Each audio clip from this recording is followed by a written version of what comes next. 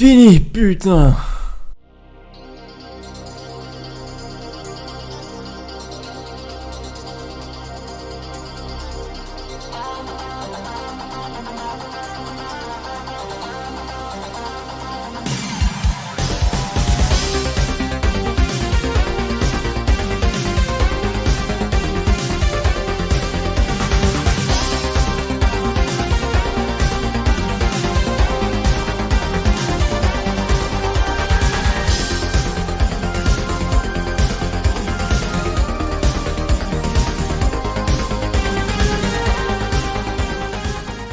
Code Vein est un Souls-like pour les weebs développé par Bandai Namco et plus précisément par Shift, les développeurs de God Eater. On y reconnaît d'ailleurs leurs pattes avec les graphismes style animé qui sont plutôt pas mal. Le jeu débute sur la création de votre personnage et pour être un minimum original, j'ai décidé de jouer un mec. Eh ouais, désolé, vous pouvez ranger le sopalin les mecs. Voilà, j'ai fini mon perso et j'ai l'air totalement digne de confiance. Vous êtes des bandits, vous êtes les méchants, et moi, je suis le foutu héros. Une fois votre personnage créé, on subit un tuto de 20 minutes.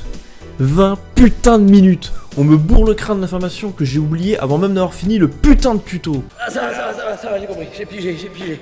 Merde, je pige plus. Sérieusement, j'avais un putain de mal de crâne que le jeu avait même pas commencé. Bon, en gros, pour vous résumer, vous pouvez changer de classe à tout moment, classes qui sont représentées par des codes sanguins. Chaque code sanguin possède des capacités qui, à fur et à mesure qu'on les utilise, se débloquent pour tous les autres codes sanguins. Et au final, une fois que vous avez pris toutes les capacités d'une classe, si une autre vous donne de meilleures stats, la classe ne vous sert plus à rien. Et franchement, même si le tuto est vraiment nul à chier, le système de code sanguin est plutôt pas mal.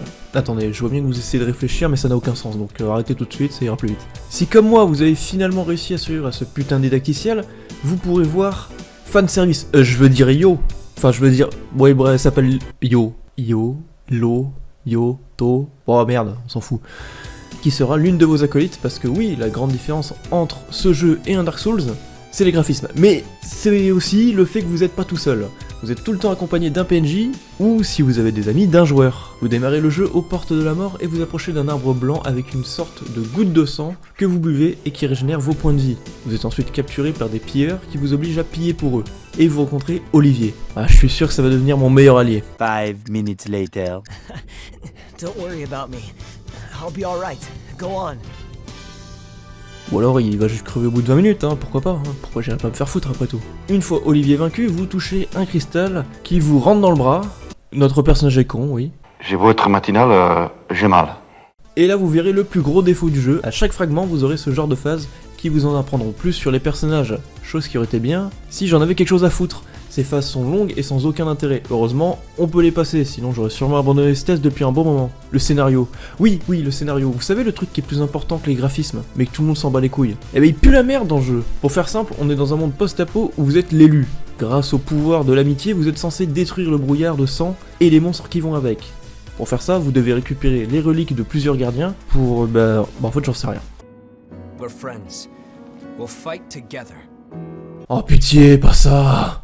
C'est quoi ce discours de merde? Niveau environnement, on a des choses qui sortent de l'ordinaire, comme une montagne enneigée, une ville enflammée. Non, sans déconner, il y a quelques zones sympas, comme cette citadelle. Si vous saviez le nombre d'heures que j'ai passé à me perdre dans ce dédale à la con... Ouais, c'était par là. Non, je crois pas. Si. On arrive de là. Oui, mais là... Tu vois, il y a la pointe. Je reconnais pas cet endroit. Pourquoi tu dis ça? Bah, tu sais, tout à l'heure, quand je t'ai dit, on vient de perdre le sentier, là. Ouais, quoi Bah, on venait de perdre le sentier. Par contre, l'ambiance est plutôt bonne, et pour ça, on peut remercier la bande-son qui est très bonne.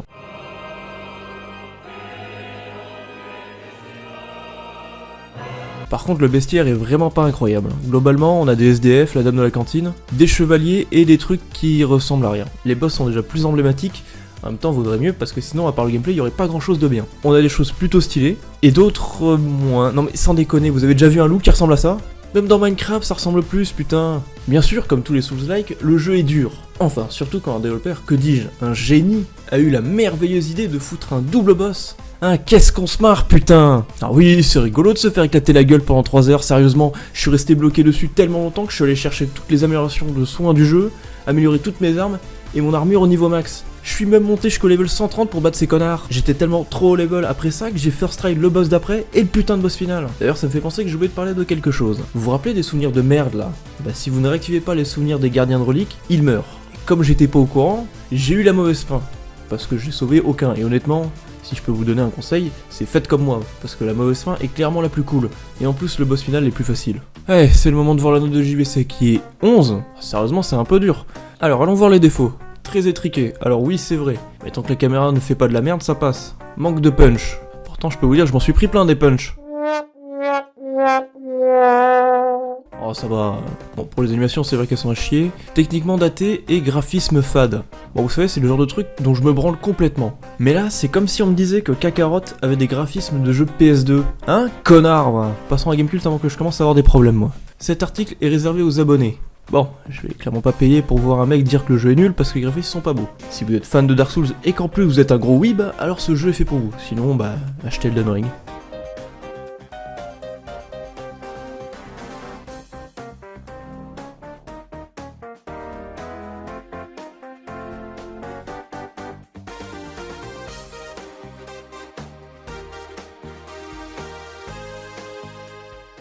Je suis un papillon.